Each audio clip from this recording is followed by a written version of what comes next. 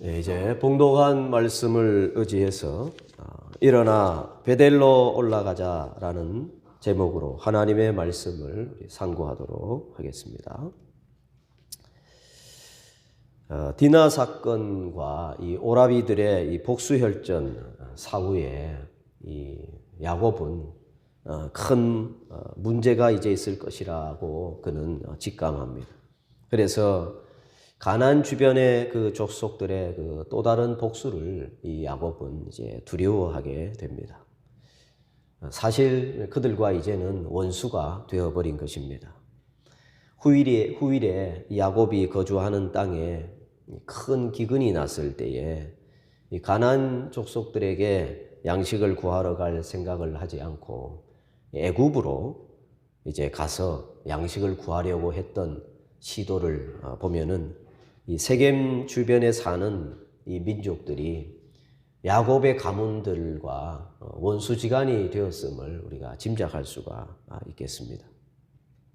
야곱의 아들들이 행한 그 잔인무도한 그 복수에 대한 소문이 그 세겜 사변 지역에 이제 소문이 났을 것입니다. 그래서 그 소문을 들은 사람들은 야곱의 아들들과는 야곱의 가문과는 야곱의 집안과는 상종할 수가 없겠다. 저 사람들은 우리가 상종할 인간들이 아니구나 하며 꺼려했을 뿐만 아니라 원수관계가 되어 살아간 것으로 추측할 수 있습니다. 그러나 이 야곱 아들들이 저지른 이 극도의 이 잔인한 복수 속에서도 하나님께서는 하나님의 경륜과 구속 사역의 그 계획을 신실하게 이루어 가십니다. 정말 놀라운 하나님의 구속사적인 경륜이 아닐 수가 없습니다. 야곱은 이 복수의 피바람을 일으킨 아들들을 심하게 책망하였습니다. 그리고 이제 앞으로를 생각하니 참으로 막막하지 않을 수가 없었습니다. 아들들은 또 그런 중에 이 아버지 야곱에 대한 감정이 또 별로 좋지 않았던 것 같습니다.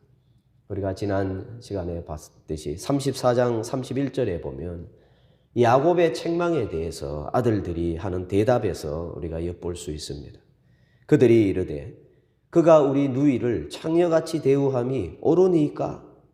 이렇게 그들은 디나를 향해서 세겜이 아버지의 딸을 창녀같이 대우함이 옳으냐 이렇게 말하지 않고 우리 누이를이라고 말하고 있습니다. 곧 디나와 디나의 오라비들의 그 멤버십을 이야기하고 있지 이 야곱을 그 멤버십에 포함시키고 있지 않은 듯한 말투를 하고 있습니다.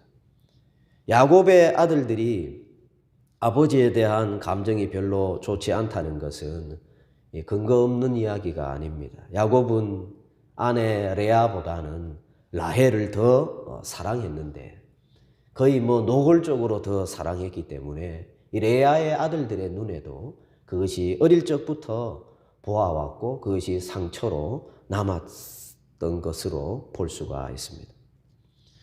22절에 가면은 첫째 아들 이 루벤이 이 서모 이 비라를 취하는 것을 볼 때에 이것은 더 분명해지는 것이죠. 아버지를 욕보이는 행위가 되는 것인데 이렇듯 이 아버지와 아들들의 관계가 그런 중에 있습니다. 이렇게 야곱은 아들들의 저지른 그 잔인한 복수극으로 이제 앞으로 벌어질 이 가나안 족속들의 그 보복이나 또 그들과 이 좋지 않은 이 원수적인 이런 관계 속에서 살아갈 것을 생각하니까 참 답답하고 두려움이 그에게 엄습해 왔습니다. 이 봉착한 이 문제에 대해서 야곱이 스스로 해결할 수 있는 방법은 보이지 않았습니다. 야곱은 어쩔 수가 없었습니다. 그래서 야곱이 할 수 있는 것은 두려움에 빠지는 것밖에 없는 것입니다. 그때 약 30년 전 형 에서의 낯을 피하여 도망하던 때에 나타나셨던 하나님이 어쩔 줄 몰라 하는 두려움에 빠져 있는 이 야곱에게 또 찾아오셨습니다. 하나님이 찾아오신 것입니다. 그렇습니다. 여러분 성경을 보면 언제나 하나님이 찾아오십니다. 형 에서를 피해 하란으로 가던 길에서 돌베개 베고 자던 야곱에게 꿈에 찾아오신 하나님이 사닥다리 꿈을 통해서 하나님이 야곱에게 약속하시고, 또 야복 강가에서 홀로 남아 고민하고 있던 이 야곱을 찾아오셔서 씨름을 시작하신 분도 하나님이십니다. 어찌할 줄 몰라 당황하고 고민하고 염려하고 두려워하고 있을 때에 그때는 무슨 때이냐? 하나님이 찾아오시는 때이며, 그럴 때 우리는 어떤 또 마음의 태도가 있어야 하냐면 바로 이때는 인간적인 어떤 수단과 방법을 강구하고 그 걱정거리를 붙들고 싸매고 고민할 것이 아니라 하나님의 말씀에 귀를 기울일 때다라는 것입니다. 하나님이 여러분 왜 찾아오십니까? 이 상황에서 해야 할 일이 뭡니까? 바로 하나님의 말씀에 귀를 기울이라 하는 것입니다. 지금 이 고민, 이 문제거리, 이 두려움의 이 상태, 여기에서 네가 해야 될 일은 바로 하나님의 말씀 앞에 하나님의 말씀에 귀를 기울여야 된다 하는 것입니다. 사람의 방식과 사람의 지혜가 아닌 하나님을 대면하라 하는 것입니다. 하나님이 제시하시는 방식을 따르라는 것입니다. 하나님이 어찌할 줄 몰라 하는 야곱에게 찾아오신 것은 베델에서 약속하신 하나님이 얼마나 신실하신지를 보여주는 것이라고 하겠습니다. 여러분, 하나님은 신실하신 하나님이십니다. 우리가 하나님을 잊어버리고 하나님께 한 서원도 잊어버리고 임재하시고 역사하시는 하나님도 외면할 때에, 그때에도 하나님은 여전히 우리와 함께 하시고, 하나님은 한 번도 외면한 적이 없으시고, 약속한 바를 인생의 무지와 어리석음과 그 미련함과 그 악함에도 불구하고 하나님은 신실하게 이루어 가시는 하나님이신 것입니다. 그 하나님이 야곱에게 나타나셨습니다. 야곱에게 찾아오신 것입니다. 오늘도 아브라함의 하나님, 이삭의 하나님, 야곱의 하나님은 우리 구주 예수 그리스도의 아버지시며 그리스도 예수 우리 주 안에 있는 성도들의 좋은 아버지이십니다. 하나님께서 나타나셔서 야곱에게 해결 방식을 말씀하십니다. 일어나라. 가장 먼저 하나님이 야곱에게 오셔서 하신 말씀은 일어나라 하는 말씀입니다. 세겜 지역에 장막을 치고 거주하던 야곱이 그곳에서 당혹스럽고 안타까운 일을 당한 그곳에서 걱정과 근심을 안고 있는 것에 대한 가장 먼저 해야 할 일이 뭐냐? 바로 그곳에서 일어나라 하는 것입니다. 일어나라 하는 것은 이제 그곳을 떠나라 하는 것입니다. 먼저 그곳을 떠나야 합니다.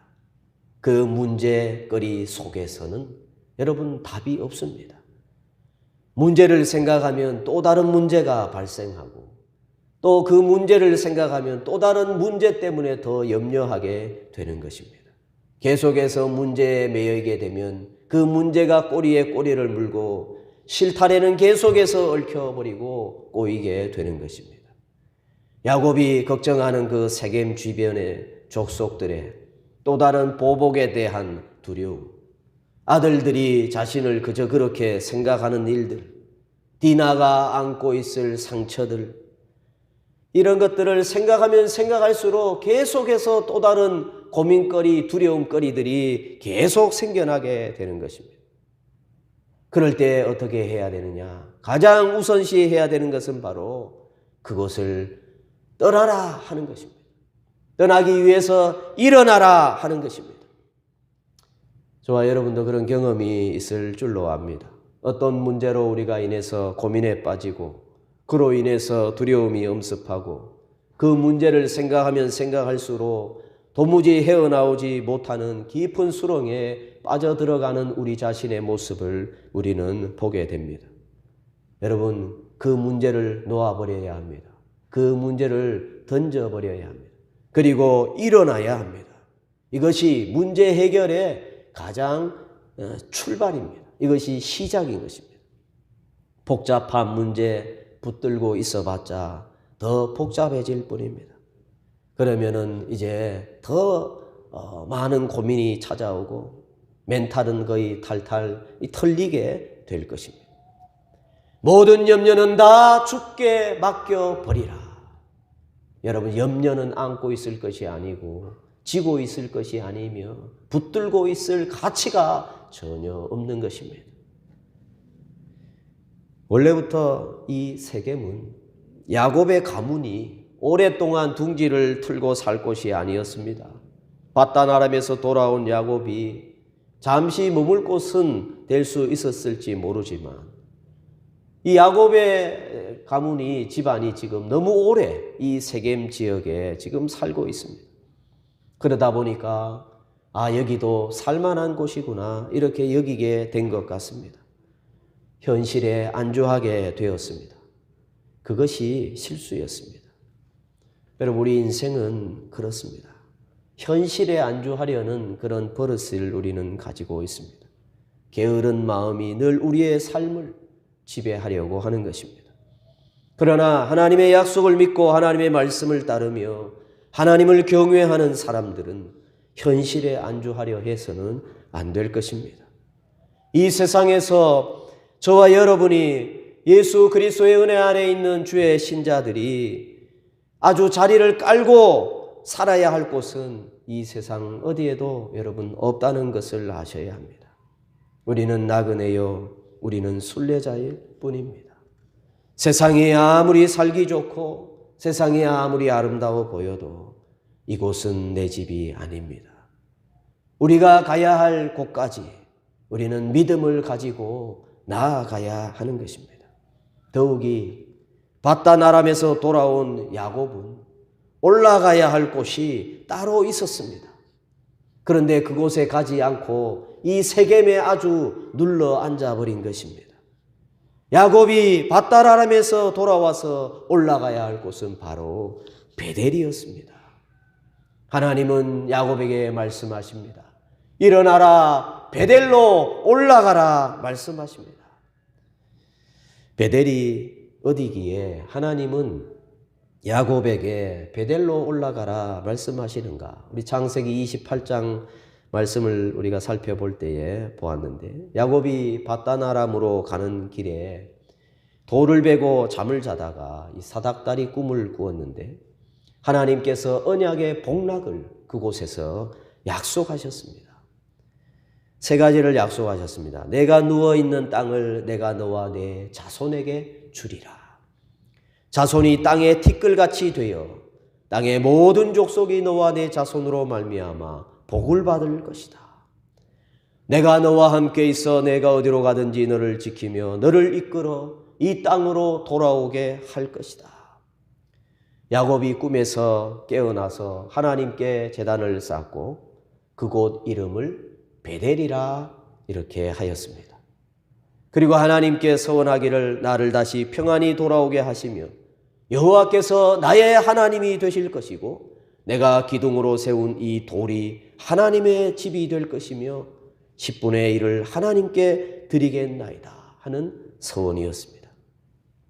그러나 야곱은 이 바단 아람에서 돌아와 형 에서와 화해한 후에 그 베델로 올라가지 아니하고 바로 이 세겜 땅에 장막을 치고 이제 살게 된 것입니다.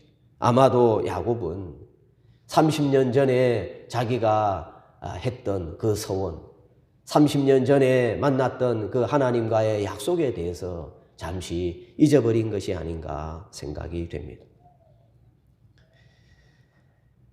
그렇기 때문에 하나님께서 다시 야곱에게 찾아오셔서 그 기억을 되살려 주십니다. 베델로 올라가라 이렇게 말씀하십니다. 여러분, 우리가 인생을 살아가다가 만나는 난감한 이 상황에서 우리의 대처는 어떠합니까? 베델로 올라가라는 하나님의 음성을 여러분 들을 수 있어야 합니다. 다른 길이 살 길이 아닙니다. 하나님의 말씀에 귀를 기울이고 베델로 올라가야 합니다. 그리고 하나님이 야곱에게 이르시되 일어나 베델로 올라가서 거기 거주하며 내가 내 형 에서의 낯을 피하여 도망하던 때에 내게 나타났던 하나님께 거기서 제단을 쌓으라 이렇게 말씀하셨습니다. 이 의미가 뭐냐 하면 베델로 올라가서 그냥 단을 쌓으라 하는 단회적인 어떤 제사를 말하는 것이 아닙니다. 그 베델에 올라가서 거기에서 네가 이제 살아라 하는 것을 말씀하는 것입니다. 베델에서 살고 베델에서 하나님을 계속해서 섬겨라 라는 의미입니다. 여러분, 우리가 올라가야 할 베델이 어디입니까? 이 베델은 우리가 처음 만난, 하나님을 처음 만난 곳이라고 할 수가 있지 않겠습니까? 그곳에서 야곱은 하나님을 정말 인격적으로 만났고 그곳에서 하나님의 약속을 받았고 그곳에서 신앙 고백을 하였던 곳이 바로 베델이 아닙니까? 구원의 즐거움을 내게 회복시켜 주시고 자원하는 심령을 주사 나를 붙들어 주시옵소서. 이 다윗의 고백처럼 여러분도 저도 이제 다시 한번 우리에게 베풀어 주신 하나님의 그 크신 구원의 은혜, 구원의 기쁨, 구원의 즐거움을 회복하는, 그리고 하나님 앞에 우리가 믿음으로 드렸던 신앙의 고백이 있었던 그 자리에 우리가 다시 돌아가야 할 것입니다. 이에 야곱은 하나님의 말씀을 듣고 그대로 순종하였습니다. 아마도 야곱은 하나님의 그 말씀을 듣고 정신이 번쩍 들었을지 모릅니다. 야곱은 이에 집안 사람과 자기와 함께한 모든 자에게 이르되 너희 중에 있는 이방 신상들을 버리고 자신을 정결하게 하고 너희들의 의복을 바꾸어 입으라. 이렇게 집안 사람들에게 명령했습니다.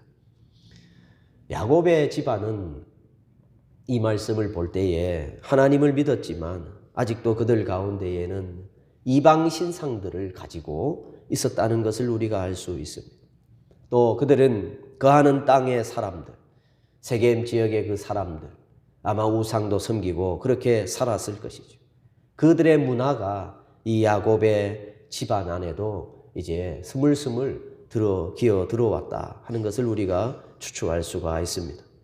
또 하몰과 이 세겜에게서 약탈한 그 물건들 중에도 여러 우상들이 있었을 것으로 우리가 볼 수가 있겠습니다. 야곱도 처음에는 그런 물건들에 대해서 크게 신경을 쓰지 않았던 것 같습니다.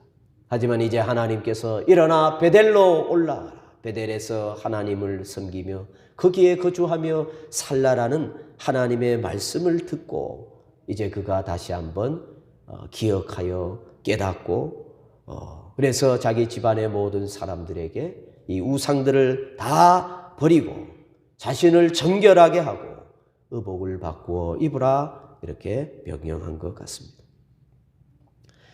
베델에 하나님을 만나기 위해서, 베델에 우리가 올라가기 위해서 여러분 우리가 어떻게 해야 되는가를 잘 말씀해 주고 있는 것 같습니다.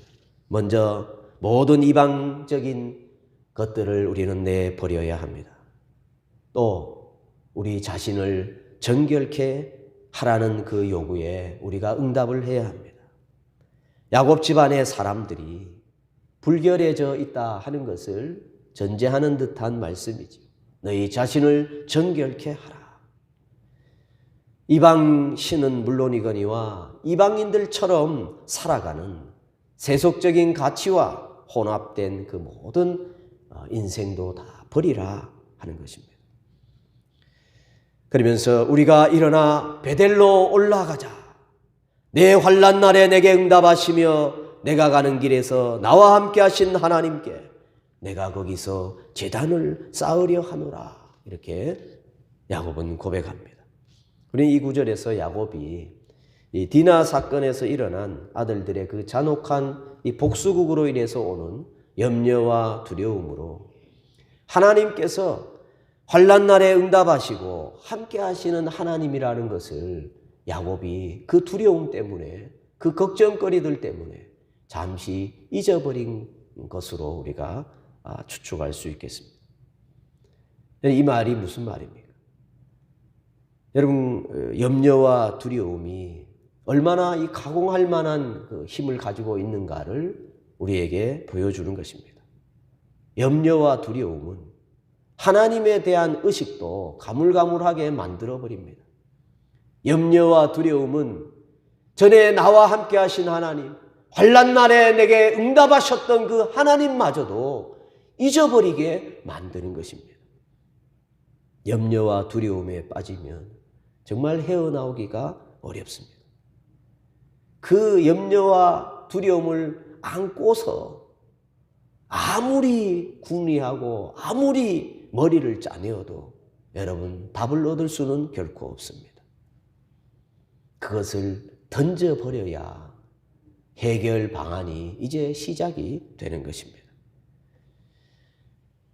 그런 중에 일어나 베델로 올라갈 것을 이 야곱이 선포할 수 있다 하는 것은, 여러분, 이것은 하나님이 찾아오지 않으시면 불가능한 일입니다.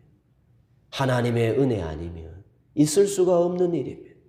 혹시 우리 중에 여러분이 염려, 근심, 걱정거리 때문에, 두려움 때문에 고통 속에, 불안 속에 여러분 있습니까? 그러다가 여러분이 하나님을 의지해야겠구나, 내가 하나님의 이름을 불러야겠구나 라고 해서 하나님의 옷자락을, 예수님의 옷자락을 붙드는 분들이 있다면 여러분, 그것은 바로 하나님이 찾아오셨기 때문입니다. 하나님께서 지금 찾아오셔서 나를 붙드시고 다시 한번 내 신앙을 회복시켜 주시고 계시기 때문에 그런 것입니다. 그렇지 않다면 우리는 하나님을 찾을 수도 없습니다. 일어나라, 베델로 올라갈 생각도 할 수 없는 존재입니다.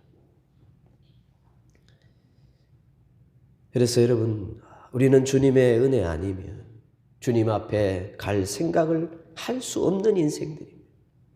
하나님의 은혜를 입은 자라 할지라도 우리의 상황과 처지가 나를 두렵게 하고 염려하게 하면 정말 우리는 소망 없는 인생들이죠.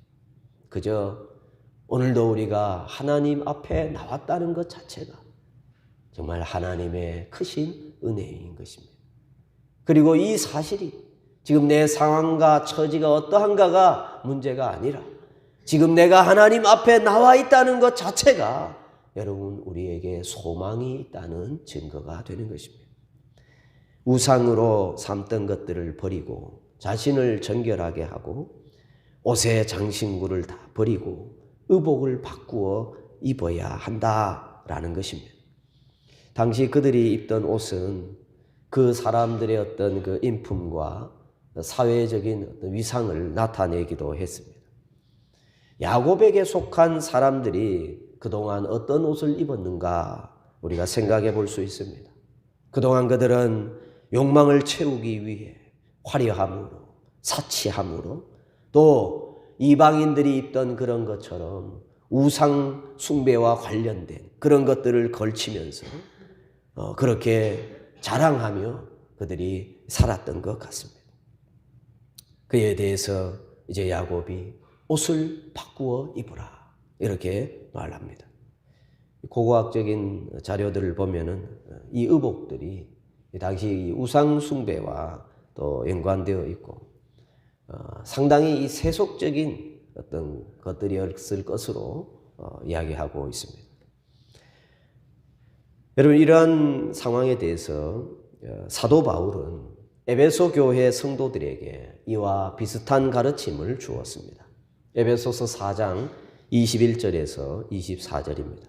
진리가 예수 안에 있는 것 같이 너희가 참으로 그에게서 듣고 또한 그 안에서 가르침을 받았을진데 너희는 유혹의 욕심을 따라 썩어져가는 구습을 따르는 옛사람을 벗어버리고 오직 너희의 심령이 새롭게 되어 정결케 하라. 너희의 심령이 새롭게 되어 하나님을 따라 의와 진리의 거룩함으로 지으심을 받은 새 사람을 입으라. 이렇게 말씀하고 있습니다. 그러니까 야곱이 집안 사람들에게 옷을 바꾸어 입으라 하는 것은 단순한 어떤 의복 정도가 아니라 의와 진리와 거룩함으로 지으심을 받은 이제 새 사람을 입으라 하는 것이 아니겠습니까? 이제는 정말 하나님의 백성, 하나님의 약속을 받은 자, 하나님의 복락을 누리는 자다움, 하나님을 경배하는 자다움의 자세와 태도로 이제 살아가야라 하는 것이 아니겠습니까? 우리 그리스도인은 의와 진리의 거룩함으로 지으심을 받은 새 사람을 입어야 하는 것입니다. 그리고 이 가시적인 의복도 거기에 걸맞는 것이 되어야 할 것입니다. 너무 사치스럽거나 너무 선정적이거나 너무 지저분하거나 너무 단정치 못한 옷은 우리가 할 수 있으면 피하는 것이 바른 태도일 것이죠.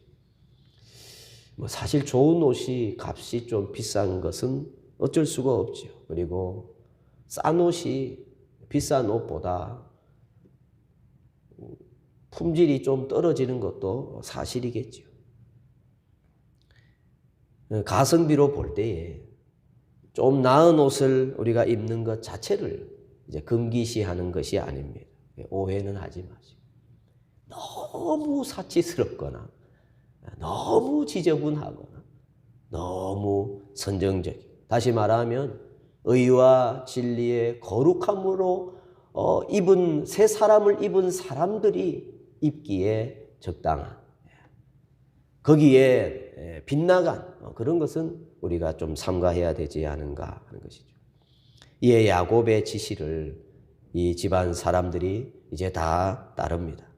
그들이 자기 손에 있는 모든 이방 신상들과 자기 귀에 있는 귀고리들을 야곱에게 주는지라.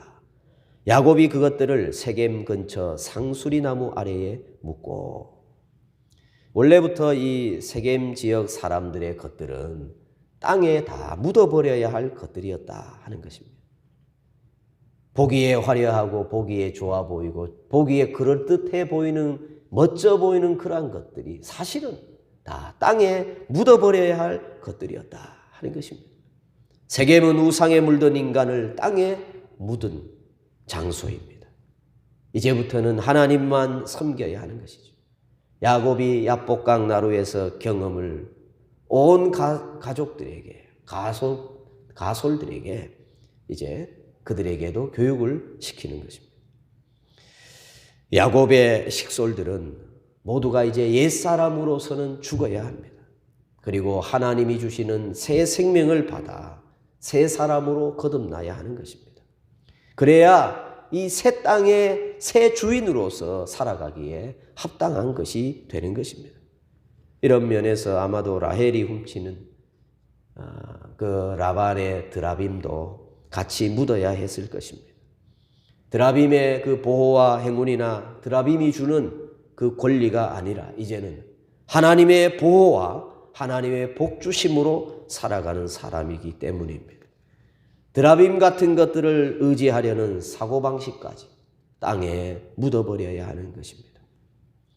야곱의 식솔은 이제 모두 일어나서 세겜을 떠났습니다.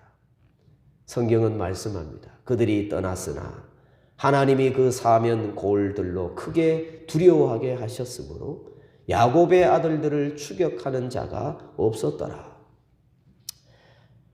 야곱이 집안이 행한 그 악한 일에 대해서 그 일대의 여러 다른 족속들은 소문을 듣고 정말 그런 자들이 있느냐 하면서 이를 갈았을 것입니다. 야곱이 염려하고 두려워했던 것이 바로 그런 것이었죠. 그런데 하나님께서 그 사면 골들로 크게 두려워하게 하셨습니다. 그래서 아무도 야곱의 아들들을 추격하는 자들이 없었습니다. 하나님께서 어떻게 그들을 두려워하게 했는지는 성경이 말씀하고 있지 않아서 구체적으로 알 수 없지만, 하나님께서 크고 두려우신 그 하나님이 바로 당신을 그들에게 나타내셨을 것으로 추측합니다. 그리고 그 크고 두려우신 분이 야곱의 지방과 함께 하심을 그들에게 보이신 듯 합니다. 그래서 그들로 하여금 감히 야곱의 아들들을 쳐부수고 싶지만 하나님이 두려워서 그를 엄두를 내지 못한 것이 아니겠는가 하는 것입니다. 여러분, 하나님의 엄청난 정말 놀라운 그 역사하심을 우리는 또 여기서 봅니다. 여러분, 하나님은 야곱과 한 약속 때문에 야곱의 아들들이 저지른 그 참혹하고 처참한 그 일로 복수를 당할 그 위기 속에서 오히려 하나님이 야곱의 집안의 편을 들어주셨다는 것입니다. 여러분, 어떻게 보면 이것은 하나님의 일하심의 신비의 영역이라고 할 수 있습니다. 하나님은 공의로우신 분이시고 의로운 분이십니다. 그리고 하나님은 당신의 이름에 해를 당하는 것, 손상당하는 것, 하나님의 영광이 가려워지는 것을 하나님은 용납하지 않으십니다. 그런 분이 그 잔혹무도한 집안의 편에 서셨다 하는 것입니다. 이것은 하나의 저는 신비라고 생각합니다. 우리 주 예수 그리스도께서 죄인들의 편에 서셔서 죄인들의 죄값을 대신 치르신 것처럼 이것은 하나님이 가지신 우리 인생으로서는 이해할 수 없는 신비의 영역이 아닌가 생각합니다. 여러분, 이방 잡신을 섬기던 세겜 지역의 사람들이 무슨 생각했겠습니까? 제가 그들의 생각 다 알 수는 없지만 그들도 하나님에 대해서 일단은 두려워서 어쩔 수 없었지만 그들도 고개를 갸우뚱하지 않았어요. 도대체 저들의 하나님은 누구신가? 저 잔혹무도한 집안의 편을 드시는 저분이 누구신가? 라고 그들이 오해할 만하지 않겠습니까? 하나님이 그런 오해를 무릅쓰고 하나님은 그런 분이 아니심에도 그 오해를 무릅쓰고 야곱의 집안의 편에 서신 이유를 여러분 알겠습니까? 죄인들을 위하여 아들을 대신 내어주신 하나님을 우리는 이해할 수 없습니다. 인간의 지혜와 인간의 어떠한 것으로는 하나님의 그 일하심을 우리가 다 이해할 수가 없습니다. 하나님께서는 야곱과 하신 약속 때문에 우리가 알 수 있는 것은 거기까지. 하나님께서 하신 약속 때문에 야곱의 집안을 지켜주신 것입니다. 야곱과 그의 식솔들은 드디어 베델에 도착했습니다. 그리고 그곳에서 단을 쌓고 하나님을 경배하고 그곳 이름을 엘베델이라. 엘베델. 베델이 하나님의 집인데 엘베델은 뭡니까? 하나님의 집의 하나님이라는 말이죠. 베델은 하나님의 집이다. 이런 베델은 하나님의 것이다. 이런 의미로 되겠습니다. 이제야 야곱은 30년 전에 하나님을 만나서 그곳에서 복을 약속받고 하나님께 자신도 서원하여 그곳 이름을 베델이라 불렀던 그 역사를 기억하고 하나님의 경륜 속에 자신이 여전히 거하고 있다는 것을 이 엘베델에서 그는 이제 다시 확인하는 것입니다. 이 베델에 도착하자 무슨 일이 일어났냐 하면 리브가의 유모 드보라가 죽었습니다. 리브가 야곱의 모친이죠. 야곱의 모친 이삭의 아내 리브가의 유모 드보라가 죽었습니다. 그녀를 이 베델 아래 상수리 나무 밑에 이제 묻었습니다. 그리고 그 나무 이름을 알론바곳이라 곧 통곡의 상수리 나무다. 이런 이름을 지어줬습니다. 이 드보라는 이교적인 여인이었지만 선택된 여인에게 속하여 살다가 하나님의 집에 묻혔다. 굉장히 의미가 있는 것입니다. 베델에 묻혔다. 곧 하나님의 집에 묻혔다. 여러분, 성경에 여인의 이름을 잘 언급하지 않습니다. 간혹 여인의 이름을 언급한다는 것은 구속 역사에 있어서 어느 정도 그 위치를 차지할 때 여인의 이름이 언급되기도 하는데 굉장히 드물게 이 리브가의 유모의 이름을 언급하고 있다는 것입니다. 여러분, 리브가는 창세기 29장을 끝으로 더 이상 성경이 언급하고 있지 않습니다. 아마도 야곱이 외삼촌 집에 있을 때에 리브가는 죽은 것으로 추측이 됩니다. 그래서 대신 리브가의 유모였던 이 드보라의 죽음을 성경이 기록하고 있습니다.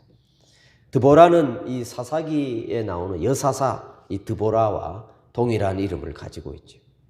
귀한 이름이라 할 수 있고, 하나님의 복락 안에 살다가 하나님의 집에 묻혔다. 하나님의 본향으로 돌아갔다. 이렇게 볼 수 있겠습니다.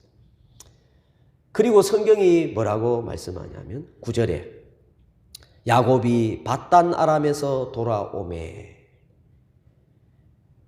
야곱이 밧단 아람에서 나온 것은 벌써 10년이 지났는데 하나님께서 이제 밧단 아람에서 돌아왔다라는 표현을 씁니다. 베델로 돌아오니까 밧단 아람에서 돌아왔다, 이렇게 성경이 묘사하고 있습니다.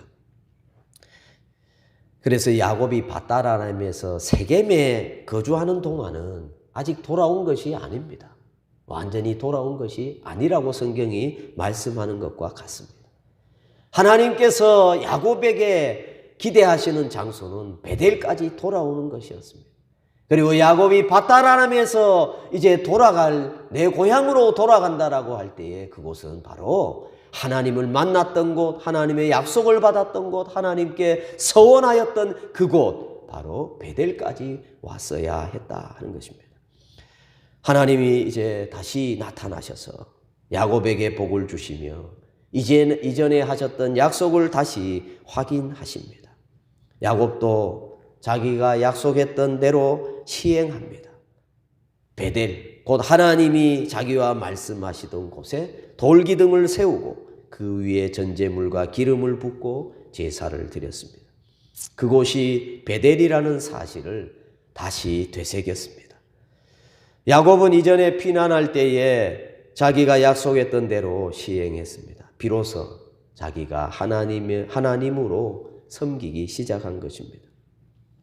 하나님이 야곱에게 베델로 올라가라고 하신 것은 야곱이 약속했던 대로 당신을 섬기는 기회, 곧 복을 누리는 기회를 누리게 하게 하심이 위함입니다. 하나님은 베델의 하나님이십니다. 하나님은 약속을 지키시는 하나님이십니다. 곧 언약하신 것을 반드시 지키시는 하나님이시라는 것을 야곱으로 하여금 다시 한번 확인하게 해 주신 것입니다. 이것을 통해서 하나님이 장차 이루시겠다고 약속하신 것도 야곱이 더욱 확실하게 믿을 수 있게 되었을 것으로 우리는 볼 수 있습니다.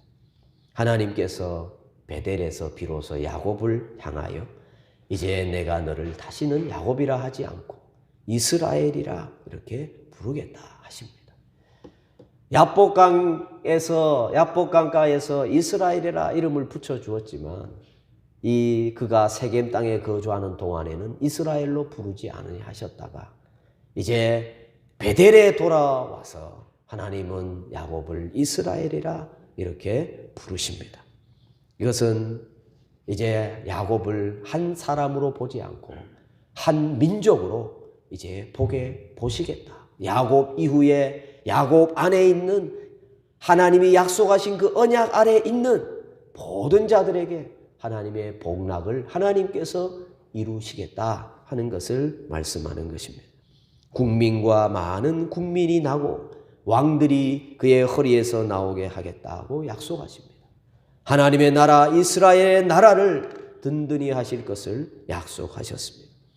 여러분, 이스라엘의 나라는 어떤 나라냐 하면 단순히 야곱의 혈통으로 세워지는 나라가 아닙니다.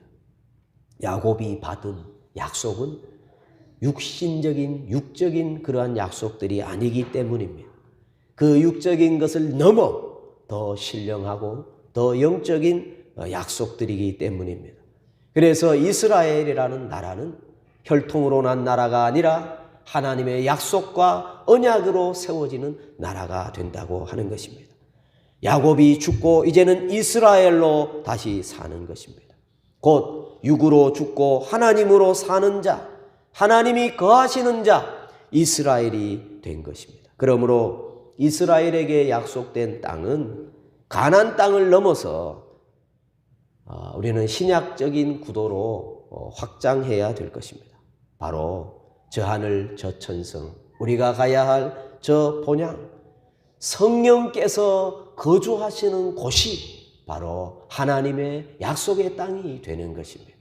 오늘 주의 거룩한 성신이 주님의 교회와 함께 하시고 주의 백성들을 몸을 성전 삼고 거주하고 계시니 우리는 이미 약속의 땅에 들어와 있는 하나님의 친백성인 것을 우리가 기억해야 되겠습니다.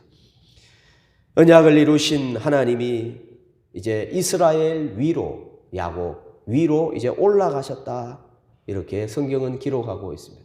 이제 약속을 완료하셨다 하는 것을 말씀하고 있습니다.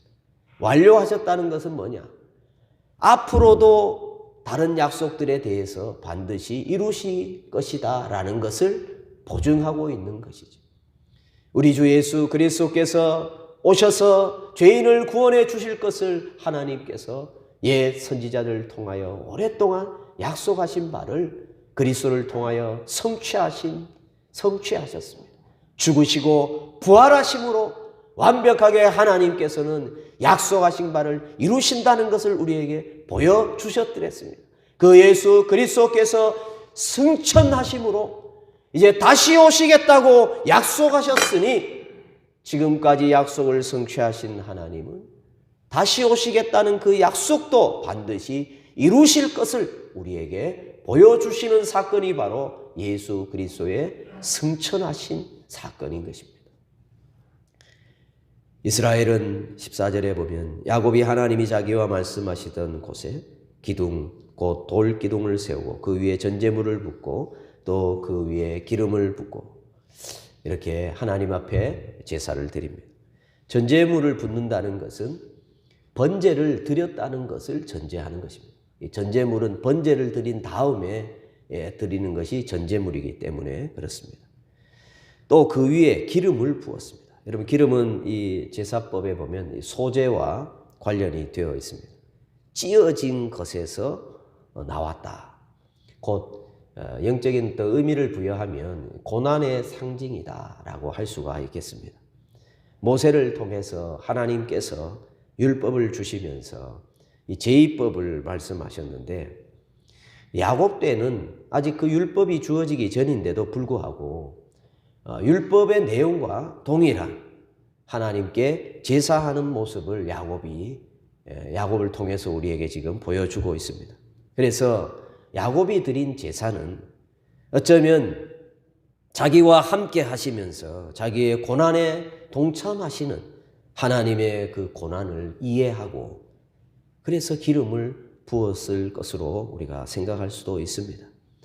자신이 하나님의 고난 속에 동참하였음을 또 인정하는 것이라고도 할 수 있고 앞으로도 그러한 삶을 살겠습니다라고 고백하는 것이라고도 할 수가 있겠습니다. 제사장이나 왕이나 선지자를 세울 때에 기름을 부어서 세웠기 때문에 기름을 붓는다는 것은 곧 세움, 임명을 의미한다고도 할 수 있습니다. 예수 그리스도는 이 기름 부음을 자기에게 성령이 임하셔서 메시아 사역을 하게 하신 것으로 설명하셨습니다. 누가복음 4장 18절에 말씀하시기를 주의 성령이 내게 임하셨으니 이는 가난한 자에게 복음을 전하게 하시려고 내게 기름을 부으시고 나를 보내사 포로된 자에게 자유를 눈먼 자에게 다시 보게 함을 전파하며 눌린 자를 자유롭게 하고 주의 은혜의 해를 전파하게 하려 하심이라. 여러분, 그래서 기름 부음에도 이 헌신의 의미가 함축되어 있다고 하겠습니다. 그러나 기름 부음을 받은 자의 삶이란 고통스러운 것이죠. 고난이 선택된 자가 가는 길임을 이 야곱이 인식한 것이 아닌가. 나중에 야곱의 고백이 뭡니까? 내가 험악한 세월을 보내었나이다. 야곱은 자신의 생애가 그러한 것인 것을 이 제사를 통해서 우리에게 보여주고 있는 것 같습니다. 여러분, 사도 바울도 그의 영적인 아들 디모데에게 편지하기를 이렇게 말했습니다. 너는 말씀을 전파하라. 때를 얻든지 못 얻든지 항상 힘쓰라. 범사에 오래 참음과 가르침으로 경책하며 경계하며 권하라. 때가 이르리니 사람이 바른 교훈을 받지 아니하며 귀가 가려워서 자기의 사욕을 따를 스승을 많이 두고 또 그 길을 진리에서 돌이켜 허탄한 이야기를 따르리라. 그러나 나는 모든 일에 신중하여 고난을 받으며 전도자의 일을 하며 내 직무를 다하라. 그러면서 이렇게 바울이 말합니다. 전제와 같이 내가 벌써 부어지고 나의 떠날 기약이 가까웠도다. 나는 선한 싸움을 싸우고 나의 달려갈 길을 마치고 믿음을 지켰으니 이제 후로는 나를 위하여 의의 면류관이 예비되었으므로 주 곧 의로우신 재판장이 그날에 내게 주실 것이며 내게만 아니라 주의 나타나심을 사모하는 모든 자에게 도니라. 말씀을 맺겠습니다. 어려운 상황에서 나를 기억하고 함께 하실 동반자 오직 하나님 한 분뿐이십니다. 하나님이 찾아오셔서 하나님을 경험한 신자들이지만 이 현실의 삶에 안이하고 태만한 생활을 하다가 어느새 하나님과 동행하는 것을 잊어버립니다. 감격과 기쁨의 눈물로 고백했던 신앙도 잊어버린 지 오래입니다. 그러나 인생살이에 찾아오는 또 다른 어려움을 만나면 하나님이 이제는 나를 기억하지도 생각하지도 사랑하지도 않으시는 분이다. 이렇게 속단하며 영적인 침체에 빠져버립니다. 그러나 여러분 기억하십시오. 야곱, 이스라엘의 여정에 개입하신 하나님은 오늘도 살아 계셔서 여전히 그리스도 예수 안에 있는 신자들의 인생 여정에도 함께 하십니다. 내일도 그리 하실 것입니다. 우리 신자의 삶에서 겪게 되는 어려움 속에서 하나님과의 동행은 계속 될 것입니다.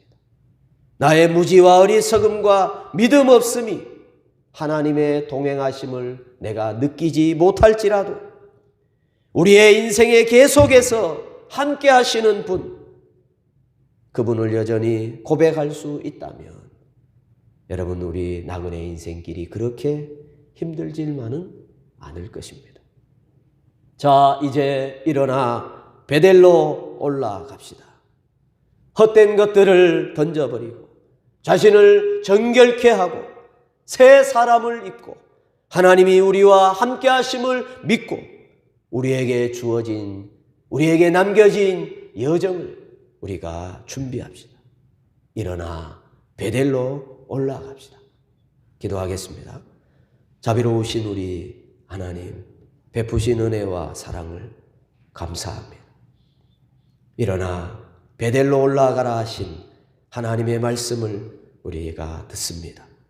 하나님, 우리가 일어나 우리가 떠나야 할 자리가 어디인지, 우리가 땅에 묻어버려야 할 것들이 무엇인지 하나님이여 다시 한번 잘 깨달아 알게 하여 주시고 결단하게 하여 주시옵소서. 하나님의 약속을 다시 한번 붙들게 하시고 하나님께 드렸던 우리의 신앙의 고백을 다시 한번 알게 하여 주시옵소서. 우리 안에 베풀어 주신 하나님의 구원의 기쁨, 구원의 즐거움을 회복시켜 주시옵소서. 그래서 우리에게 생명 있는 날 동안 우리가 다시 걸어가야 할 모든 인생 여정 속에 여전히 동행하시는 우리 하나님을 의식하고 하나님 의지하며 하나님 경외하며 살아가는 우리 모두가 되게 하여 주옵소서. 예수님의 이름으로 기도하옵나이다. 아멘. 다 같이 자리에서 일어나셔서